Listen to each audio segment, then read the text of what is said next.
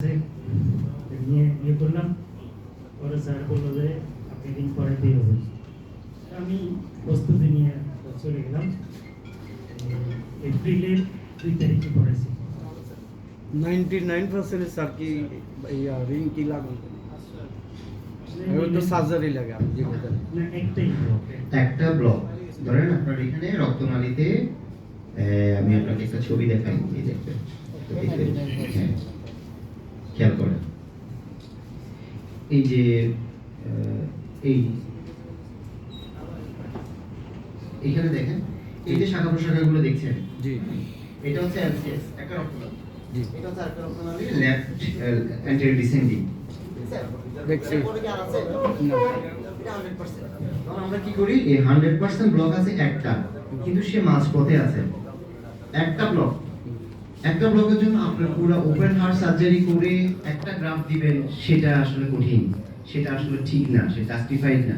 যদি যে একেবারে মেইন রক্তনালীর মুখে না হয়, এখানে না হয়, ঠিক আছে, এখানেও লিঙ্ক করে, কিন্তু শাখা যে তিনটা বড় রক্তনালী আছে সেটাতে 100% ব্লক হলে আমরা লিঙ্ক করাই। কিভাবে যাই, রাস্তা তো দেখতে পাচ্ছি না, কতদিন একটা করছি রাস্তা দেখতে পাচ্ছি না, তো একটা তার নিয়ে গিয়ে একটা বেলুন দিয়ে ওটাকে একটা গুতা দিচ্ছি, গুতা দিতে দিতে দিতে এক সময় জায়গা হয়ে গেছে, তখন তারটা গেল, মেইন হচ্ছে তারটা যাওয়া, তার যাওয়ার রক্তনালী দেখতে পাচ্ছি না, তারপর আবার একটা বেলুন আস্তে ফুলালাম আস্তে ফুলালাম, তারপরে ভিতরে আবার কাটার সিস্টেম আছে, বেলুনটার উপরে একটা কাটা থাকে, আপনারা দেখবেন কাটা থাকে না, বাইরে কাটা দিয়ে ঢুকে ওটা কাটাটাকে ঘুরাইলে ওই জায়গাগুলো কেটে যায়, ক্যালসিয়াম জমা হয়ে গেছে। আমার মতো ইয়াং মানুষ না, ধরেন বুড়া মানুষ, তার রক্তনালীতে এরকম থাকবে না, শক্ত, কেটে কেটে দিতে রাস্তা যখন রক্ত চলাচল চালু হয়ে গেল, রক্তটা শেষ মাথায় পৌঁছে গেল, ওই জায়গাতে প্রিভেন্ট করার জন্য ওখানে একটা রিং বসাবো। তাহলে 100% ব্লক থাকলেও রিং করা যায়, 99% ব্লক থাকলেও রিং করা যায়, এবং 90 থেকে 100% হলে আপনাকে রিং করতে হবে। 70 থেকে 90% হলে আপনি ওষুধ খেতে হবে, তার নিচে থাকলে তো ওষুধ খাবেনই। 70 থেকে 90% আপনি মেইন রক্তনালীর মুখে হলে তখন চিন্তা ভাবনা করা যাবে, এগুলো ডিসিশন দিবে। তবে আপনারা অনেক জিওগ্রাফি রিপোর্ট থেকে যদি দেখেন যে হ্যাঁ দুটো রক্তনালীতে ব্লক, রিকমেন্ডেশনটা পড়বেন, ওখানে কি লেখা আছে যে পিসিআই, পিটিসিএ, এই শব্দগুলো মানে হচ্ছে রিং বসানো যাবে।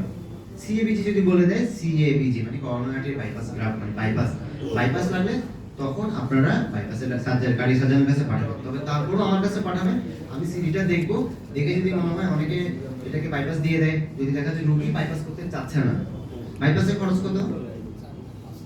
হ্যাঁ আর ঠিক আছে আমি বলছি, ওনার কথাটা শেষ করুন।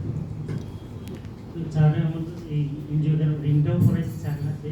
এখন আমি 3 মাস পরে স্যার গতকাল গেছি, আমার সব কিছু ঠিক আছে আলহামদুলিল্লাহ। তবে স্যার মানবিক, স্যারের কথা বলা শেষ করে যাওয়া যাবে, অনেক ভালো। আপনারা সবাই স্যারের কাছে সহযোগিতা পাইবেন, আমিও পাইছি ইনশাআল্লাহ। এই